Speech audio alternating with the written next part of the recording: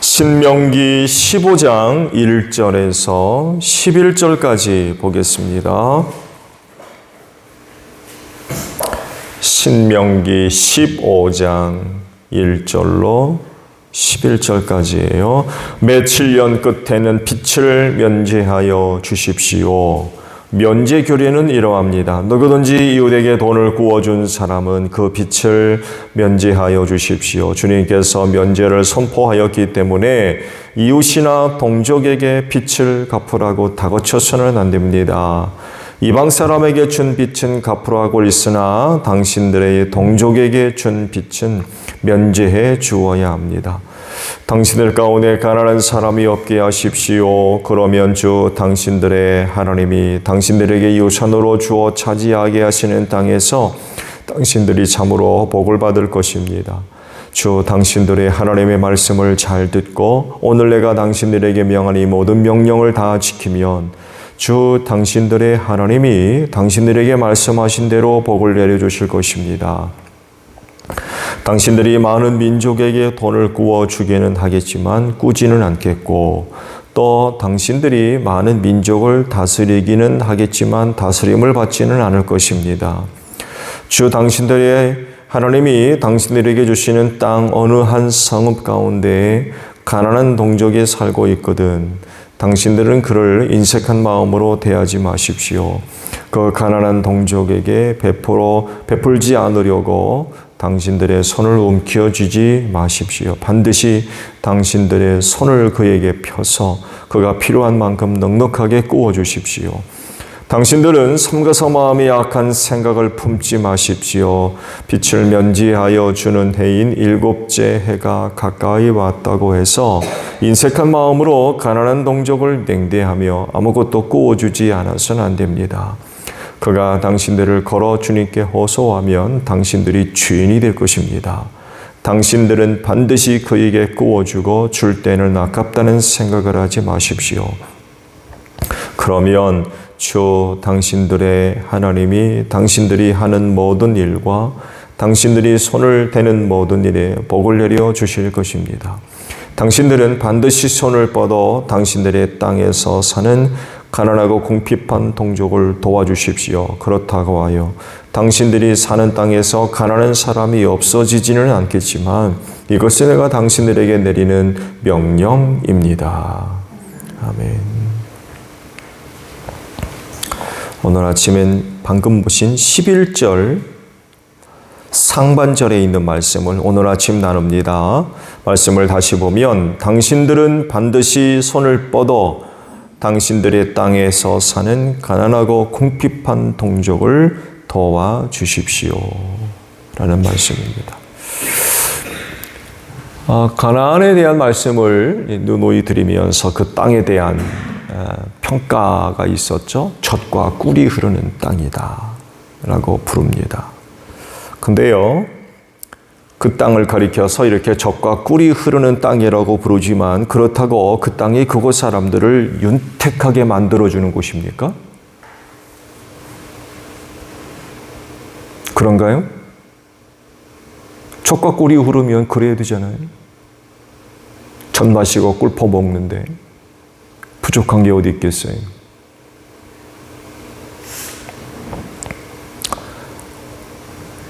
아시듯이 사람이 사는 곳이라고 하면 어떤 곳이든 생활의 차이가 발생할 수밖에 없어요. 다 똑같지 않거든요. 모든 사람에게 균등한 기회가 주어진다고 해서 그 균등한 기회가 모든 사람들을 다 균등하게 만들어줘요?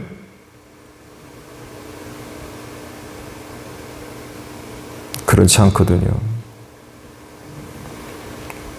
차이가 발생할 수밖에 없어요. 젖과 꿀이 흐른다고 했던 가나안도 마찬가지입니다.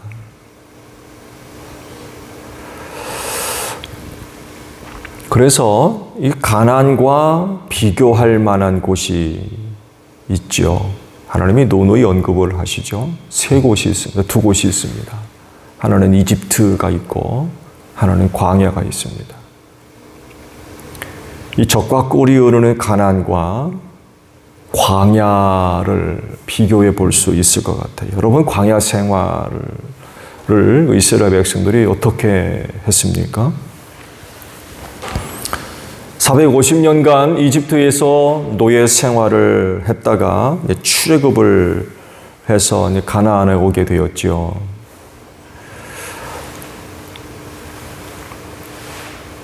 그들의 손에 뭐가 있었을까요? 가진 게 뭐가 있었나요? 있다고 하면 출애굽해서 이집트에서 나올 때에 그곳 사람들에게서 얻은 것이 전부였을 겁니다.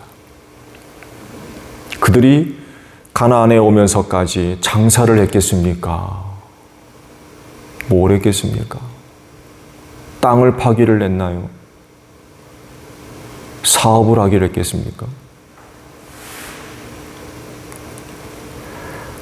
하나님께서 빈손으로 이집트를 나가지 않도록 하셨기 때문에 그들이 이집트에 나올 때에 이집트에 있는 사람들로부터 재물을 얻어가지고 나왔어요. 이때 갖고 나온 것이 개인적으로 얼마가 있었기 때문에 시내산에서 무슨 일이 벌어졌어요? 금을 모아가지고 뭐 만들어요? 금송아지를 만들었어요. 여러분, 노예들이 뭘 갖고 있는 게 있어가지고 금송아지를 만듭니까? 그들이 시내산 밑에서 금송아지를 만들 수 있었던 건 이집트에서 나올 때에 빈손으로 나오지 않았기 때문에 그렇습니다. 이것이 그들이 갖고 있었던 유일한 재물이었어요.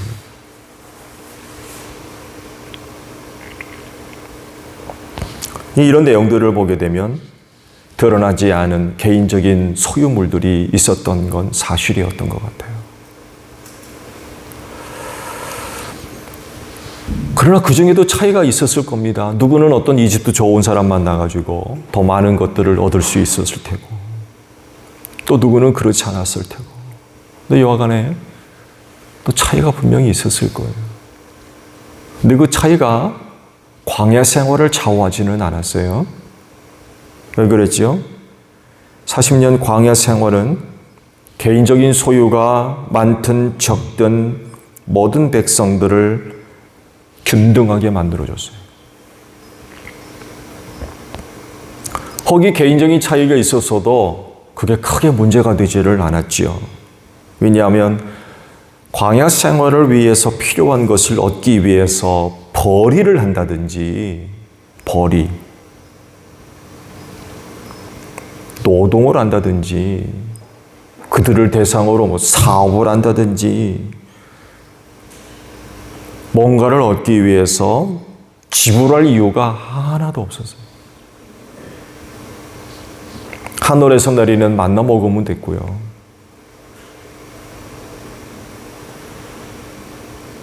바위 터쳐서 물 대주실 때 물 마시면 됐고, 메추라기 공급해 주시면 고기 먹으면 됐고,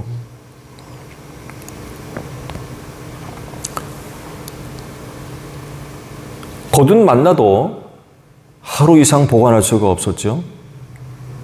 이른 아침 해가 뜨기 전에 일어나서 만나를 거두어 들여서 그날 하루 양식 먹었어요. 안식일을 제외하고는. 그렇죠? 안식일은 참 놀랍게도 하나님께서 그날 하루 아무것도 못하게 하시려고, 그야말로 안식해 하시려고 그 전날 주셨던 만나를 보관할 수 있도록 하셨어요. 그렇지만 해가 뜨면 다 녹았고요. 보관해 두면 벌레가 쓸어가지고 먹을 수가 없었다고 했어요. 보관 자체가 불가능했던 거죠. 누구는 많이 걷어가지고 창고에 쌓아두고 개인적인 재산으로 만들 수도 있어요. 근데 만나만큼은 그렇게 할 수가 없었어요. 얼마나 큰 은혜를 그들이 광야에서 얻었냐면 옷이나 신발이 헤어지지 않았다고까지 하세요.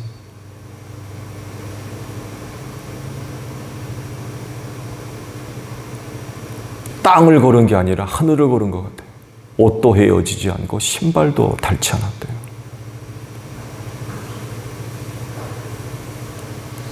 신명기 29장 5절에 이 사실이 기록되어 있죠. 나는 40년 동안 광야에서 너희를 인도하였다. 그래서 너희 몸에 걸친 옷이 헤어지지 않았고 너희 발에 신은 닳지 않았다. 라고 말씀을 하시거든요. 그 광야 생활을 어떻게 했다는 겁니까?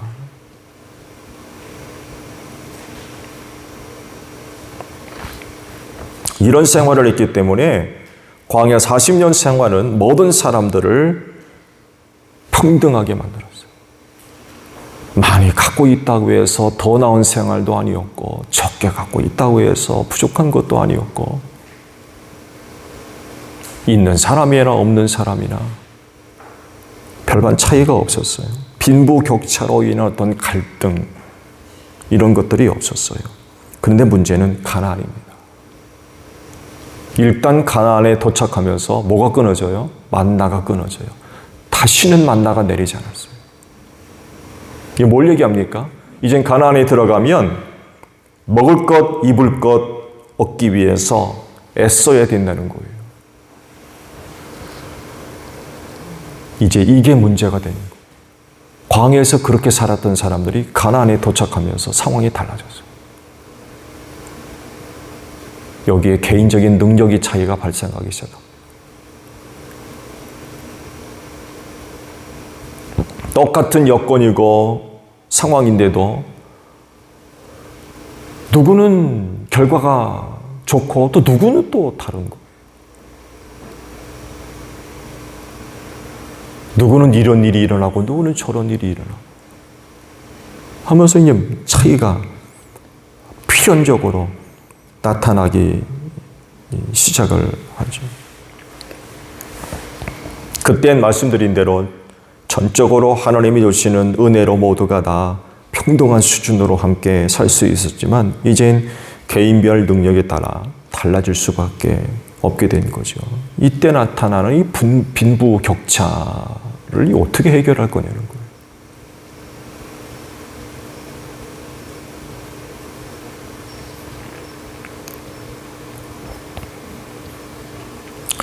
오늘 주신 말씀의 내용을 보게 되면 모든 백성들이 이 문제를 해결을 하기 위해서 나서야 한다고 하세요. 그러시면서 공통적으로 지켜야 할 명령이, 규정이 있죠. 7년마다 빛을 면제해 줘라. 7회가 돌아오면 그의 마지막에 그동안 있었던 모든 빛을 면제해 주어야 된다.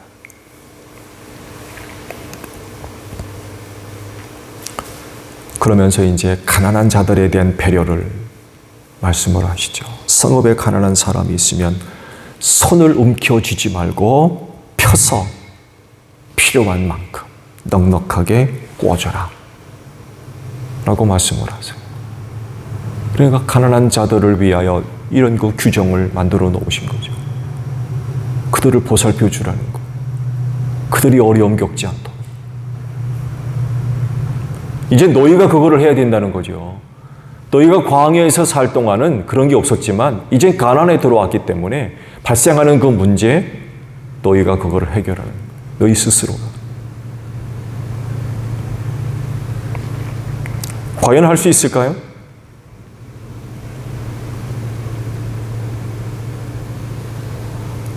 이런 의문이 드는 이유는요, 쉽지 않기 때문에 그렇습니다.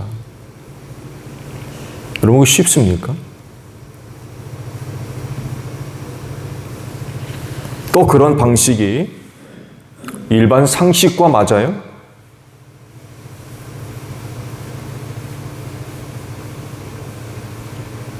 전혀 맞지 않습니다.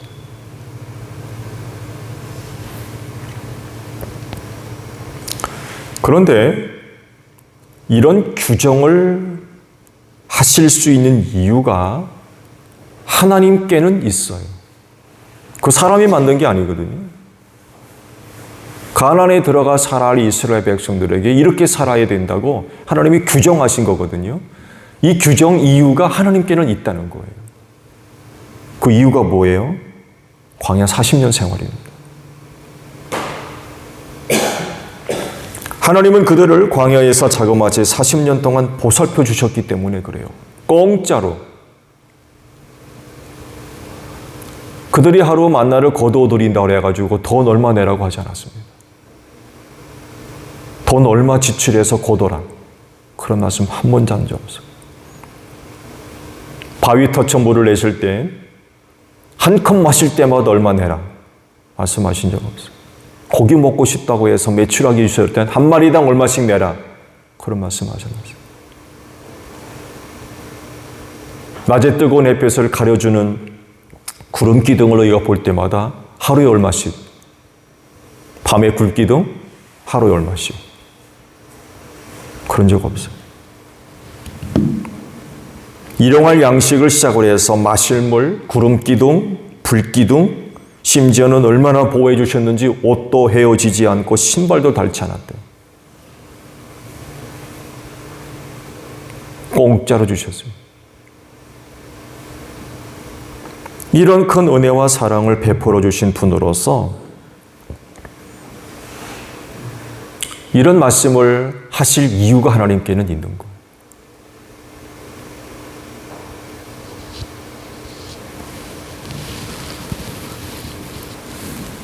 그리고 또한 그들이 그 큰 은혜와 사랑을 받았기 때문에 그 큰 은혜와 사랑을 힘입어서 가난한 이들을 보살펴 줄 수 있다는 거죠. 그러니까 이런 말씀을 하신 거예요.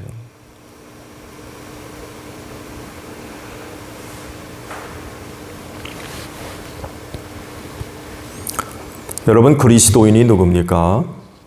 세상에서 가장 큰 은혜와 사랑을 받은 자입니다. 즉 십자가의 사랑이 그것입니다. 성경에 그리스도인만큼 하나님의 은혜와 사랑을 받은 자 있으면 누굽니까? 그리스도인밖에 없어요. 하나님이 십자가를 주시고 죽으셨거든요. 성경 어디에 이런 일을 하신 데가 있습니까? 그래서 그 사랑을 가리켜서 갚을 수 없는 사랑이라고 우리가 얘기를 하지 않습니까? 그 사랑을 설명할 때에도 우리가 먼저 하나님을 사랑한 것이 아니라 하나님이 우리를 먼저 사랑했다라고 표현을 하고 있습니다. 그로 인하여 그 사랑이 어떤 것인가를 안다라고 그랬어요. 우리가 사랑을 아는 건 우리 스스로 아는 것이 아니라 그런 사랑을 먼저 받았기 때문에 우리가 그 사랑을 안다는 거예요. 그들이 바로 그리스도인이라는 거예요. 또 뭘 얘기하느냐. 그 사랑을 받았고 그 사랑을 알기 때문에 그 사랑을 할 수 있는 사람들이 바로 그리스도인이라고 하는 거죠. 이걸 가지고 어려운 가운데 있는 사람들을 보살펴 줄 수 있는 힘이 여기서부터 나온다는 거예요. 이스라엘 백성들이 성읍에서 가난하게 사는 이들을 도울 수 있는 힘이 어디서부터 나느냐? 광야에서 거저 하나님으로부터 은혜를 얻기 때문에 힘이 되는 거예요. 그렇게 할 수 있는.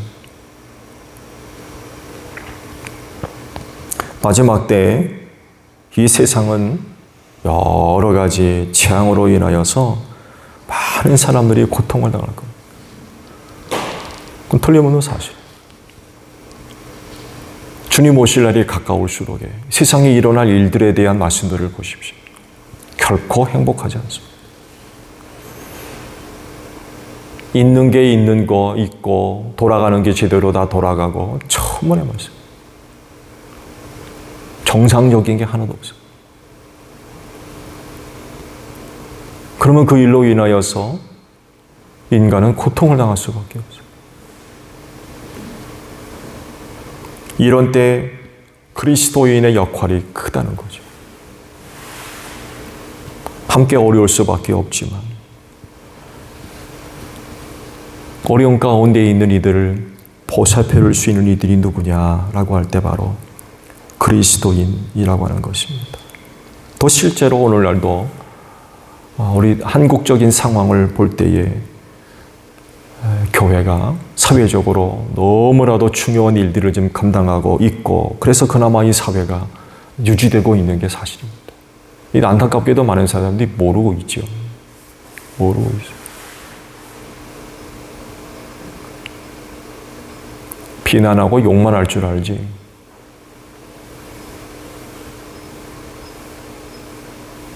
앞으로 이런 역할들이 더 필요로 하게 될 겁니다. 그랬을 때 오늘 주신 말씀대로 손을 움켜쥐지 말고 펴자는 거죠. 그 가난한 성읍에 있는 동족을 위해 움켜쥐지 말고 펴라 라고만 도와주라는 거죠. 도와줘. 보살펴 주라는 말씀. 많은 것은 아니더라도 내게 있는 것으로 손을 펴서 함께 나누는 것. 이 시대 그리스도인들에게 필요라는 모습인 것 같아요. 오늘도 이런 일들이 있다고 하면 여러분들을 통하여서 하나님의 귀한 사랑이 나타나는 또 하루가 되시기를 바랍니다. 주기도문 하겠습니다. 하늘에 계신 우리 아버지, 아버지의 이름을 거룩하게 하시며 아버지의 나라가 오게 하시며 아버지의 뜻이 하늘에서와 같이 땅에서도 이루어지게 하소서. 오늘 우리에게 일용할 양식을 주시고 우리가 우리에게 잘못한 사람을 용서하여 준 것 같이 우리 죄를 용서하여 주시고 우리를 시험에 빠지지 않게 하시고 악에서 구하소서. 나라와 권능과 영광이 영원히 아버지의 것입니다. 아멘. 기도하겠습니다.